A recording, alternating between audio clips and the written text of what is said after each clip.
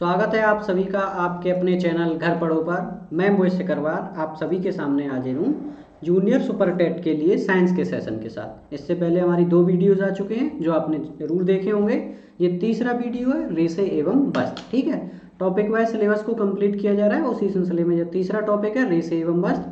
तो चलते हैं अपने चैप्टर की तरफ और देखते हैं क्या ये क्लास 6 की बुक है और क्लास 6 में इस चैप्टर को दिया है तंतु से वस्त्र तक। ठीक है, इसका नेक्स्ट चैप्टर क्या होगा 7th क्लास में दिया रखा है जो जिसमें प्रक्रियाएं समझाई गई किस तरीके से इनको बनाया जाता है। आज जानते हैं तंतु से वस्त्र तक या रेशे से वस्त्र तक। ठीक है, किस तरीके से इस चैप्टर में दिया गया है। सबसे पहले जो चैप्टर की शुरुआत होती है, चैप्टर की जब शुरुआत की बात की जाए तो दीपावली के पर्व के सिलसिले में बातचीत को शुरुआत कराई गई है। यहाँ पर कुछ बच्चे हैं क्लास में बैठे हुए हैं, वो आपस में बातचीत कर रहे हैं। ठीक है, तो इन बातचीत को देखते हुए शिक्षिका छात्रों से पूछती हैं कि मतलब क्या बातचीत हो रही है। तो शिक्षिका में कक्षा प्रवेश करती हैं और पूछने के लिए तो यहाँ पे परिधानों के बारे में चर्चा कर रहे थे। तभी रितु ने खुश होकर, रितु एक छात्रा है, रितु ने खुश होकर शिक्षिका को बताया कि वह माँ के साथ बाजार गई थी और उसने अपने लिए कढ़ाईदार रेशमी सलवार, कुर्ता, जॉर्जेट का दुपट्टा, भाई के लिए कुर्ता पजामा। तो यहाँ से क्या है, उसने वेरियस मतलब विभिन्न प्रकार के कपड़ों की खरीदारी के बारे में बताया। तो शिक्षिका उससे अगला प्रश्न करती है, क्या आपकी माँ ने घर के लिए भी कोई सामान खरीदा है? तो रितु बताती है, हाँ, माँ ने चादर, पर्दे, कालीन तथा दिए से रुई बनाने के लिए खरीदारी की है। ठीक है, अब शिक्षिका ने बच्चों से पुनः प्रश्न किया, अगले एक और प्रश्न किया, क्या कभी आपने जानने का प्रयास किया कि कपड़े, चादर, पर्दे आदि वस्तुएं किन चीज़ों से बनाई जाती हैं? ठीक है, अब सभी वस्तुएं मूल रूप से रेशों की बनी होती है। तो यहाँ पे अब बात आ जाती है रेशे की। रेशे किसे कहते हैं, देखिए समझने का प्रयास कीजिएगा। रेशे किसे कह रहे हैं? किसी भी वस्त्र के या किसी भी परिधान के छोटे से छोटे सूक्ष्मतम धागे को हम क्या कहेंगे? रेशा कहेंगे। ठीक है, अब रेशे 2 प्रकार के होते हैं। हम बताएंगे रेशे कितने प्रकार के होते हैं। 2 प्रकार के, पहला पादप रेशा और दूसरा मानव निर्मित रेशे होते हैं। जैसे अगर पादप रेशों में जो पौधों के द्वारा प्राप्त किए जाते हैं। ठीक है, दूसरे जंतु रेशे भी होते हैं, जैसे भेड़ की ऊन हुई, बकरी पैसे। ठीक है, तो ये सारे के सारे कौन से होते हैं? जंतु रेशे एवं पादप रेशे। तो 2 प्रकार के रेशे यहाँ पे सामने आए। पहला रेशे की बात की जाए तो पादप और दूसरे प्रकार के रेशे की बात की जाए तो जंतु। ठीक है, दूसरा प्रकार का कौन सा है? जंतु रेशा। 2 रेशे, तो पहले प्रकार के रेशे में जैसे कपास आ जाता है, जूट आ जाता है। इसी सिलसिले में ये टेबल दे रखी है आपको। टेबल में बताया गया है कि कौन से क्रम में कौन सा रेशा है, किस पौधे से, और पौधे का भाग बताया गया है। तो सबसे पहले बात करते हैं रुई की। रुई कपास पौधे से मिलाया जाता है। ठीक है, और ये बीजों से निकाला जाता है। उसके बाद जूट की बात करते हैं। जूट पटसन पौधे से निकाला जाता है और इसका जो भाग है तनों से। ठीक है, उसके बाद फ्लैक्स का पौधा अलसी और तनों से। ठीक है, उसके बाद नारियल जटा, नारियल के ऊपर आपने देखा होगा किस तरीके से वो बाल वाल से रहते हैं, तो नारियल से निकाला जाता है। और यह कौन सा भाग होता है? फल भाग होता है। तो ये आपको एक आइडिया लगा होगा कि किस तरीके से हम वस्त्रों का प्रयोग करते हैं। ठीक है, अब बात करते हैं अपने घर के निकट किसी दर्जी से दुकान पर जाइए, सिलाई के लिए कपड़ों की कतरन एकत्र कीजिए। यहाँ पर समझाया गया किस तरीके से रेशे को समझाया जा रहा है। पूरे इस सेगमेंट में 2 पेजेस के अंदर बताया गया है कि रेशे को किस प्रकार अलग किया जाता है। जैसे आप अगर छोटा कपड़ा ले लेते हैं, छोटे कपड़े को जब अलग करते हैं तो उसमें से धागे नुमा संरचना निकलती रहती है, बार बार धागे निकलते रहेंगे। तो ये छोटे से छोटा जो धागा होगा वो क्या कहलाता है? रेशा कहलाता है। अब चलते हैं नेक्स्ट स्लाइड पर, क्या है। तो जब हम ये संरचना देखते हैं किस प्रकार से कि यह पतली लड़ियां तंतु या रेशे कहलाती हैं। इस प्रकार धागों से मिलकर बनता है तथा धातुओं तंतुओं, ठीक है, तंतुओं या रेशों से मिलकर बना होता है। तो ये क्रम दे रखा है। सबसे पहले रेशा, ठीक है, रेशे से मिलकर बना होगा धागा, और धागे के बाद कपड़ा, ठीक है, और कपड़े के बाद क्या होगा? वस्त्र। अब यहाँ पे जी प्रक्रिया बताई गई किस तरीके से एक वस्त्र का निर्माण हो रहा है। वस्त्र निर्माण की प्रक्रिया में आपसे क्वेश्चन पूछ लेगा कौन सा भाग नहीं होता है। ठीक है, तो सबसे पहले क्या होगा? तंतु, तंतु के बाद धागा, उसके बाद कपड़ा, और लास्ट में क्या हो जाएगा? वस्त्र हो जाएगा। अब नेक्स्ट जो टॉपिक है आपका रेशेदार पौधों के उत्पादन के लिए भूमि का प्रकार। अब ऐसा नहीं है कि मतलब हर जगह पर ये क्या हो जाएगा? उत्पादन हो जाएगा। इसके लिए कुछ प्रमुख भूमियाँ होती हैं, कुछ स्पेशल एनवायरनमेंट होता है, जिस एनवायरनमेंट के तहत क्या होता है? इसकी खेती की जाती है। जैसे कपास की खेती के बारे में बताया गया है।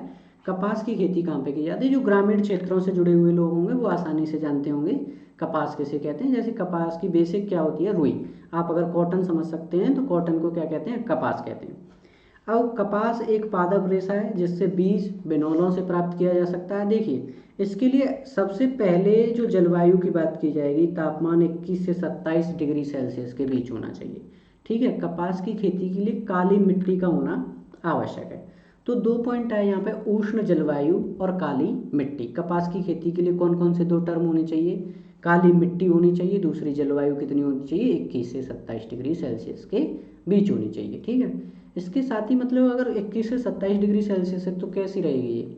थोड़ी सी नम इलाकों पर ज़्यादा हो गई। वहीं कपास के अगर स्थान की बात की जाए तो कपास हमारा महाराष्ट्र, गुजरात, तमिलनाडु, मध्य प्रदेश, आंध्र प्रदेश, राजस्थान, पंजाब तथा अन्य राज्यों में इसकी खेती की जाती है। और विश्व भर में इसका स्थान कौन सा है? प्रथम स्थान है। ठीक है, भारत इसमें सबसे ज़्यादा उत्पादन कपास का किया जाता है।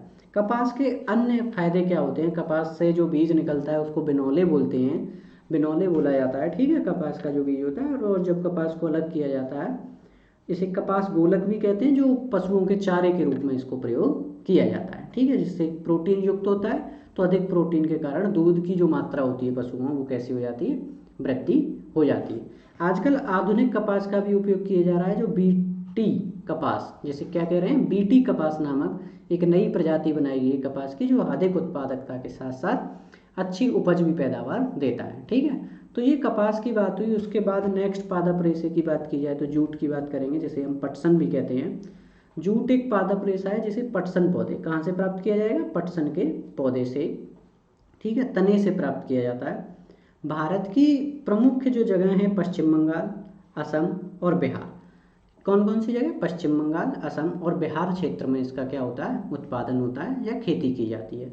इसके लिए आपको अगर एक चीज़ ध्यान रखनी है, कपास के लिए काली मिट्टी, तो इसके लिए क्या होनी चाहिए? जलोढ़ मिट्टी होनी चाहिए। ठीक है, पटसन के पौधे की लंबाई पूछ ली जाती है। पटसन के पौधे की लंबाई कितनी है? 8 से 10 फीट लंबे होते हैं। ठीक है, आपको कितना ध्यान रखना है? 8 से 10 फीट। उसके बाद लगभग 3 माह में यह क्या हो जाते हैं? तैयार हो जाते हैं। और 3 माह बाद इसकी फसल से क्या होता है?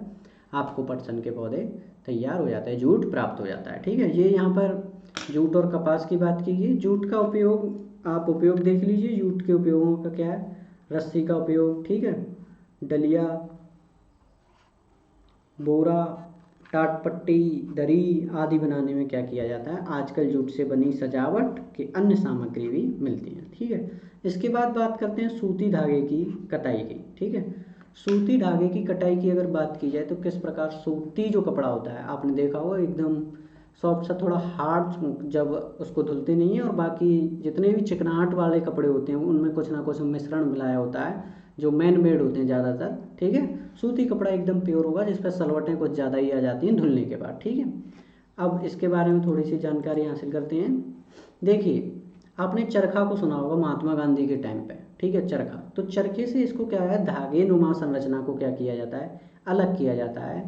देखिए, कताई के लिए सरल युक्त हस्त तकुआ का उपयोग किया जाता है। इस कताई का मतलब क्या है? यहाँ पे कताई का मतलब इतना सा है कि इसको अलग कैसे किया जा रहा है। ठीक है, कताई का मतलब क्या है? इसको अलग, गलीचा आपने देखा होगा किस तरीके से गलीचा काम करते हैं। कताई के लिए एक सरल युक्ति हस्त तकुआ उपयोग किया जाता है, जिसे क्या कहते हैं? तकली कहते हैं। ठीक है, एवं अन्य युक्ति क्या है इसका?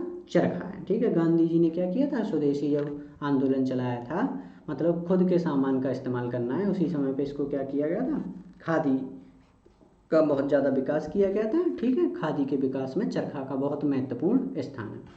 अब धागे से वस्त्र बनाने की कुछ विधियों के बारे में बताया गया है। उनमें से प्रमुख 2 बताई गई हैं, बुनाई तथा बनाई। ठीक है, अब बुनाई आपने अपने घर पे माँ बाप, मम्मी को स्पेशली, बाप पिताजी तो नहीं, लेकिन मम्मी को ज़रूर आपने देखा होगा।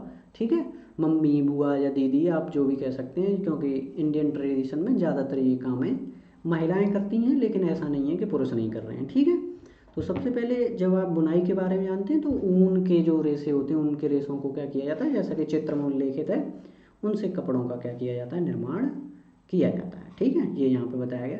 उसके बाद उसी ऊन से कपड़े को क्या किया? धागों से ज्वाइंट कर करके बनाई बनाई जाती है, जिसे क्या कहते हैं? बुनाई स्पेशली कह देते हैं। लेकिन अब बुनाई और बनाई में बेसिक थोड़ा सा अंतर है। जिसमें पतली पतली पट्टियाँ लगाई जाएँ, ठीक है, पतली पतली पट्टियाँ लगाई जाएँ उसे बुनाई कहते हैं, तथा जो ऊनी वस्त्रों पर प्रयोग की जाती है उसे बंधाई कहते हैं। बेसिक टर्म थोड़ा एक जैसा ही है, इस्तेमाल कर लेते हैं, लेकिन जो चटाई वगैरह हैं, गलीचा वगैरह हैं, हाथ चरखा द्वारा बनाए जाते हैं, वो सारी चीज़ें बुनाई के अंतर्गत आती हैं, जिसमें हम कहीं ना कहीं चटाई को इस्तेमाल कर सकते हैं, ठीक है। अब अगर इतिहास की बात की जाए, इसमें नेक्स्ट पॉइंट आपका दे रखा है इतिहास, वस्त्र सामग्री के इतिहास का परिचय। अगर वस्त्र सामग्री के इतिहास के बारे में देखा जाए तो शुरुआत में हम क्या करते थे, पेड़ पौधों की खाल या उनकी छाल जो होती है उसी से क्या करते हैं, पत्तियों से बना के अपने शरीर को क्या करते थे, ढक लेते थे। इसके बाद क्या हुआ, हमें थोड़ा थोड़ा जो ऊन प्राप्त होने लगी, ठीक है, अन्य पौधों से जैसे कपास प्राप्त हुआ, तो बेसिकली कपास का क्या करने लगे हम, वस्त्रों के रूप में प्रयोग करने लगे। उसके बाद आगे बढ़ते हैं, कपास जब आया तो सुई का निर्माण हुआ, जैसे ही सिलाई मशीन का आविष्कार हुआ उसके साथ ही क्या हुआ, कपड़ों का विकास होने लगा और हम ज़्यादातर अलग अलग तरीके के कपड़ों को क्या करने लगे, पहनने लगे। आजकल देखा जाए तो एक संस्कृति से दूसरी संस्कृति में भी क्या होता है, कपड़ों का समन्वय। जैसे जीन्स अगर देखा जाए, जीन्स यूरोपियन कंट्रीज़ का परिधान था, वहीं धोती कुर्ता और पगड़ी जो भारतीय मूल संस्कृति की पहचान भी है। तो कपड़ों को हम कहीं ना कहीं संस्कृति से भी जोड़ सकते हैं, लेकिन आज एकदम कॉम्प्लेक्स चीज़ें हो चुकी हैं, एक संस्कृति की चीज़ें दूसरी संस्कृति में आसानी से समावेश कर रही हैं, ठीक है। तो ये हमारा चैप्टर था पूरा, इस चैप्टर के बारे में हमने देखा। अब एक बार रिवाइज कर लेते हैं कि किस तरीके से इस चैप्टर में चीज़ें चली हैं और क्या क्या इसके इम्पोर्टेंट पॉइंट हैं जो मतलब काफ़ी आपको हेल्पफुल रहने वाले हैं।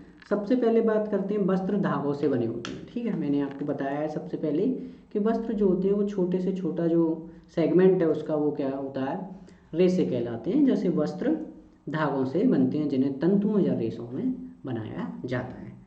कपास पौधों के बीज से तथा पटसन के तने से क्रमशः रुई तथा जूट के प्राप्त, जो आपको टेबल समझाई थी उससे रिलेटेड बातें हुई हैं। रेशे तंतुओं की कताई के पश्चात धागा बनता है। धागे का निर्माण कब होता है, जब रेशे एक रेशे को निकाल लेते हैं और रेशे की कताई की जाती है तो क्या बनता है, धागा बनता है। कई रेशे तंतुओं को ऐंठ कर मजबूत धागा बनाने की प्रक्रिया, जब दो या दो से हम क्या करते हैं, रेशों को मिलाएंगे तो क्या होगा, मजबूती के साथ धागे का निर्माण होगा, ठीक है। धागों की बुनाई और बंधाई से वस्त्र बनता है, अभी डिस्कस किया है। धागों के दो सेटों को आपस में व्यवस्थित करके वस्त्र बनाने की प्रक्रिया बुनाई कहलाती है।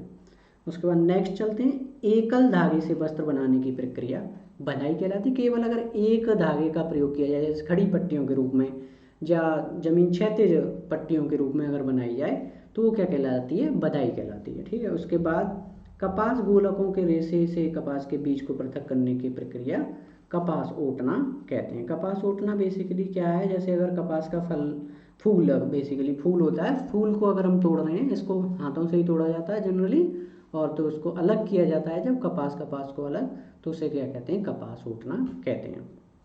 नेक्स्ट चलते हैं, पटसन के तने को रुके हुए जल में कुछ दिनों तक रखकर जूट के रेशों को ढीला करने की प्रक्रिया रेंटिंग कहलाती है, ठीक है, रेटिंग कहलाती है। ये काफ़ी इंपॉर्टेंट है, रेटिंग किसे कहते हैं, पटसन के तने को रुके हुए जल में, मतलब कुछ दिनों तक क्या करते हैं, उसे जल में रखते हैं और जल में रखने के बाद उसको अलग करते हैं। अलग करने की प्रक्रिया क्या कहलाती है, रेटिंग कहलाती है।